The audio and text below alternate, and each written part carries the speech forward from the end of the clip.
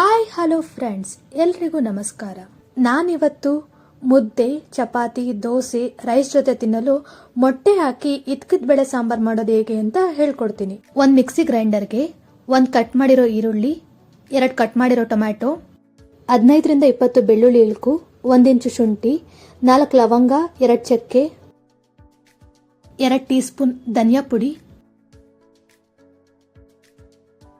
2 tea spoon ಹುರ್ಗಡ್ಲೆ, 2 spoon ತೆಂಗಿನಕಾಯಿ ತುರಿ, ಅರ್ಧ ಟೀ ಸ್ಪೂನ್ ಗಸಗಸೆ, ಸ್ವಲ್ಪ ಕೊತ್ತಂಬರಿ ಸೊಪ್ಪು ಹಾಕಿ ಪೇಸ್ಟ್ ಮಾಡ್ಕೊಳ್ತಾ ಇದೀನಿ.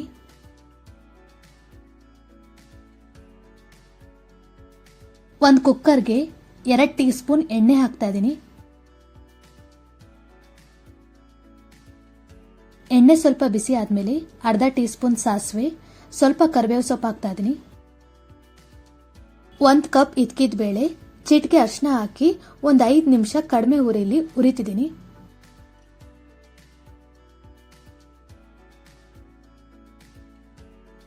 ಐದು ನಿಮಿಷ ಕಡಿಮೆ ಉರಿಯಲ್ಲಿ ಉರಿಯೋದ್ರಿಂದ ಇದ್ಕಿದ ಬೇಳೆದು ಹಸಿ ವಾಸನೆ ಎಲ್ಲ ಹೋಗುತ್ತೆ.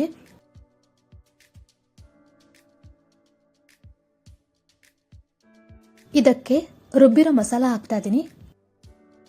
ಮಸಾಲ ಹಾಕಿದ್ಮೇಲೆ 1-2 ನಿಮಿಷ ಫ್ರೈ ಮಾಡ್ತಾ ಇದೀನಿ.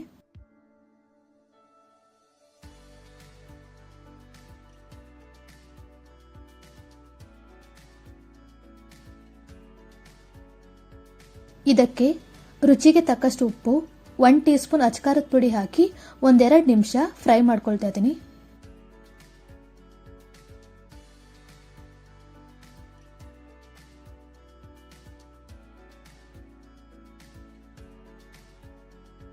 ನಾನಿಲ್ಲಿ 2 ಗ್ಲಾಸ್ ನೀರು ಹಾಕ್ತಾ ಇದ್ದೀನಿ.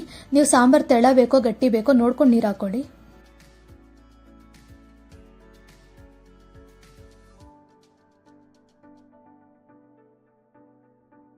ಕುಕ್ಕರ್ ಮುಚ್ಚಳ ಮುಚ್ಚಿ 2 ವಿಸಿಲ್ ಕೂಗಿಸ್ಕೊಳ್ತಾ ಇದ್ದೀನಿ. 2 ವಿಸಿಲ್ ಆದ್ಮೇಲೆ ಕುಕ್ಕರ್ ಲಿಡ್ ಓಪನ್ ಮಾಡಿ ಗ್ಯಾಸ್ ಆನ್ ಮಾಡಿ ಸಾಂಬಾರ್ನ ಮಿಕ್ಸ್ ಮಾಡ್ಕೊಳ್ತಾ ಇದ್ದೀನಿ. ನಾನಿಲ್ಲಿ 4 ಮೊಟ್ಟೆನ ಮೊದಲೇ ಹೊಡೆದಿಟ್ಕೊಂಡಿದ್ದೀನಿ. ಇದನ್ನ ಸಾಂಬಾರ್ಗೆ ಹಾಕ್ತಾ ಇದ್ದೀನಿ. ಇವಾಗ ಮೊಟ್ಟೆ ಹಾಕಿ 1-2 ನಿಮಿಷ ಆದ್ಮೇಲೆ ಮಿಕ್ಸ್ ಮಾಡ್ಕೊಳ್ತಾ ಇದ್ದೀನಿ.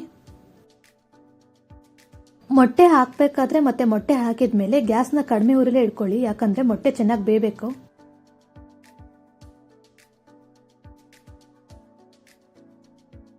ನೀವು ನೋಡ್ಬೋದು ಇಲ್ಲಿ ಮೊಟ್ಟೆ ಚೆನ್ನಾಗಿ ಬೆಂದಿದೆ.